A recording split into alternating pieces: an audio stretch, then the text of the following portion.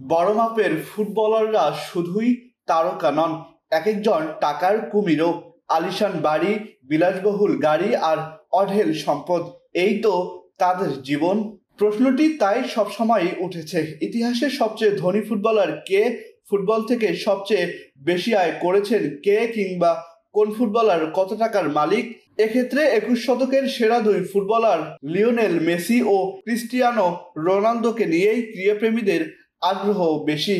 জার্মানির তথ্য উপাত্ত বিশ্লেষণী প্রতিষ্ঠান স্ট্যাটিস্টা তারকাদের সম্পদ ও আর্থিক বিষয়াদি বিষয়ক ওয়েবসাইট সেলিব্রিটি নেট ওয়ার্থ সহ বেশ কয়েকটি বিশ্বস্ত মাধ্যম প্রতিনিয়ত মেসি, রোনালদো সহ মোট সম্পদের তথ্য দিয়ে যাচ্ছে।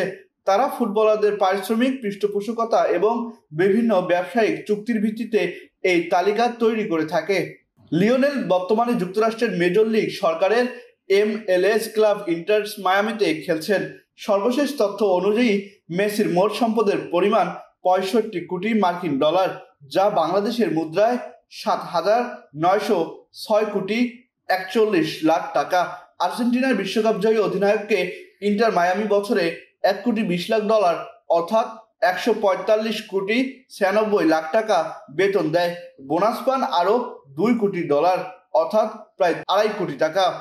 ক্রিস্টিয়ানো রোনালদো ইউরোপীয় ফুটবলের পাট চুকিয়ে ফেলেছেন। রোনালদোর বর্তমান ঠিকানা সৌদি প্রো লিগের ক্লাব আল নাসর। ফোর্বসের দেওয়া সর্বশেষ তথ্য অনুযায়ী পর্তুগিজ মহাতারকার মোট সম্পদের পরিমাণ 92 কোটি 30 লাখ মার্কিন ডলার, বাংলাদেশের মুদ্রায় যা 11,227 কোটি 10 লাখ টাকা।